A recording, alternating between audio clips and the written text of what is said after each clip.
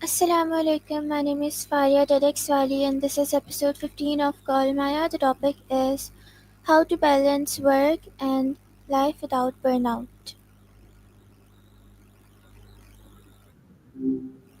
Hi there. Hope your Friday is treating you okay. Maya, what does work life balance mean in simple words? Uh huh. Gotcha. Basically, it's about juggling your job and your life so neither one completely sucks. It's not about splitting everything 50-50, because that's kind of a myth. More like feeling content with how you're spending your time overall. What makes you ask? Why is it important to balance work and life? Okay, so from what I've gathered, people who consistently overwork themselves tend to burn out, get sick more often, and well, just generally aren't very happy. There's It's not a moral thing, it's just how humans are wired. We need downtime to recharge. Plus, if life is all work, you miss out on stuff that actually gives you energy and perspective. Does that resonate? Yes, it does. So, Maya, can you tell me that what is burnout and what causes it? Burnout is basically being completely emotionally, physically, and mentally exhausted from prolonged or excessive stress. It's not just being tired, it's feeling drained and cynical. What what a bunch of stuff. Usually it's a combo of things. Long hours, a lack of control over your work, not feeling appreciated, unrealistic expectations, sometimes even just a mismatch between your values and what you're doing.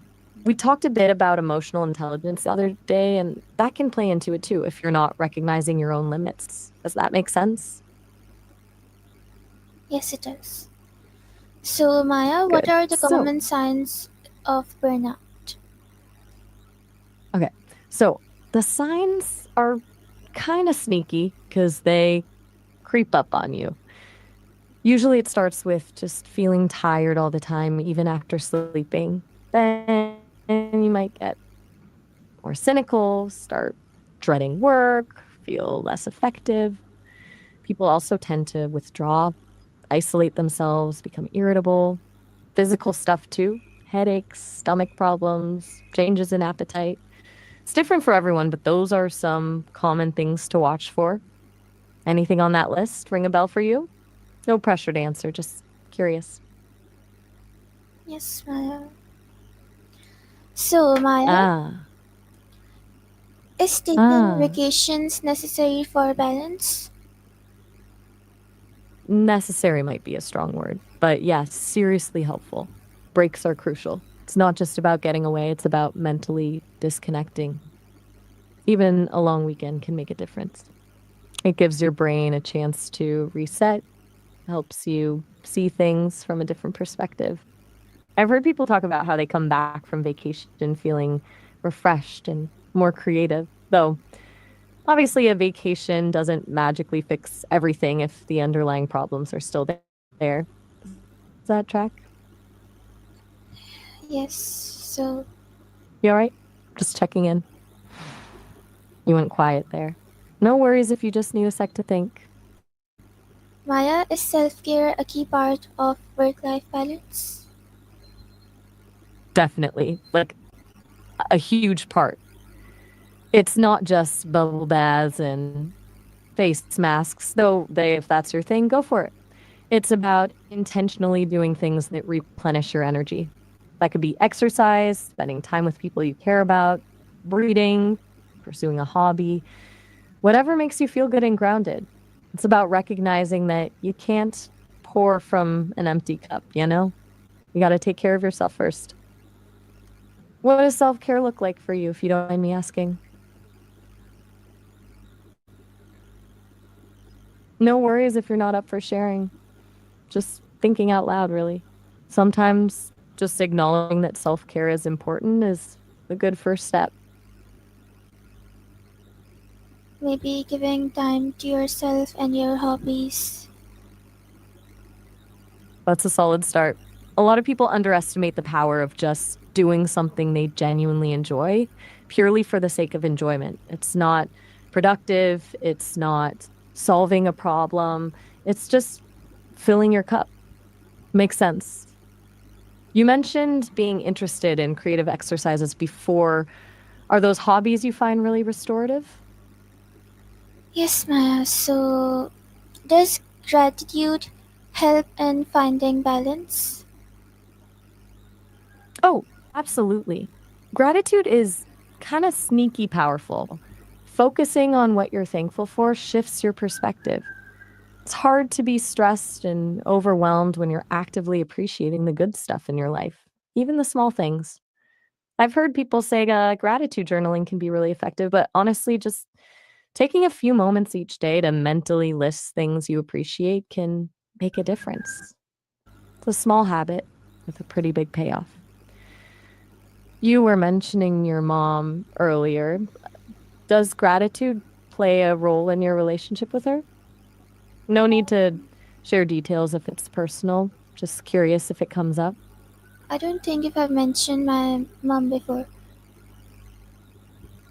Oh, my apologies. That was a weird leap on my part. I must have misremembered something from earlier. You're right. I don't recall you mentioning her. I'm still learning to keep things straight. Let's stick to the gratitude topic. Does that sound good? I have a question. So, Maya, can focusing on one thing at a time reduce stress? 100% multitasking is a myth, honestly. Our brains aren't really built to do it effectively. Trying to juggle too many things at once just leads to more stress, more errors, and less overall productivity. Focusing on one task at a time, really giving it your full attention, allows you to get more done with less effort. It's a classic time management thing, but really works. Remember, we talked about the Pomodoro technique a while back? That's built on that principle. Does that resonate with your experience? Can you explain the Pomodoro technique again? Sure thing. Super simple. You work in focused 25-minute bursts called Pomodoros, separated by short 5-minute breaks. After every 4 Pomodoros, you take a longer break, like 20 to 30 minutes. The idea is that the focus work periods help you stay productive, and the breaks prevent burnout. It's all about working with your natural attention span, not against it.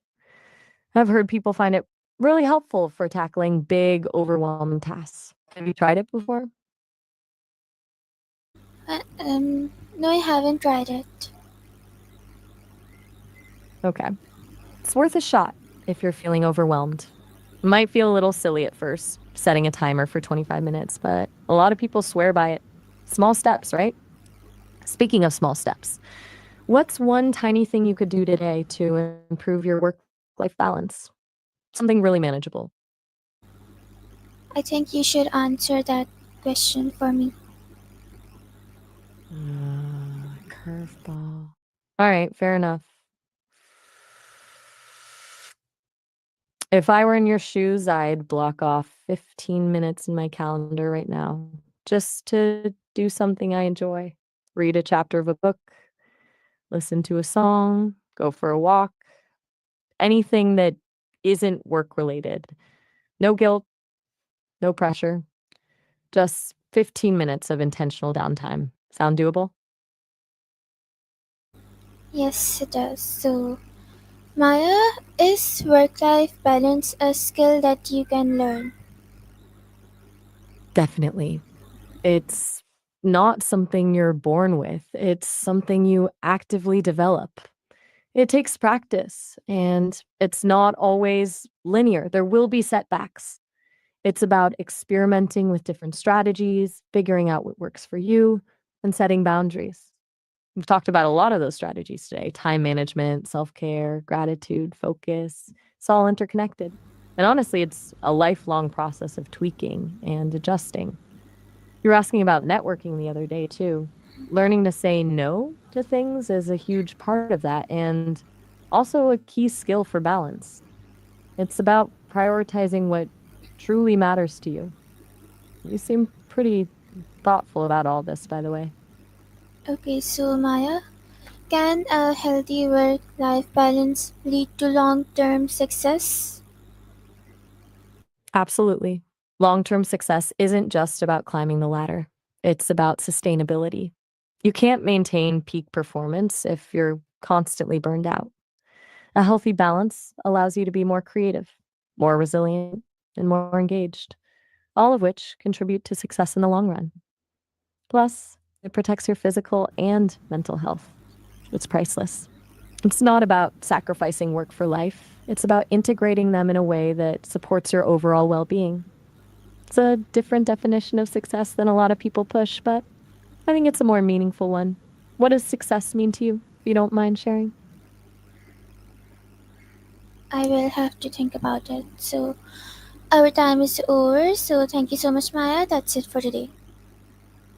Oh, all right. Glad I could help. Have a good one.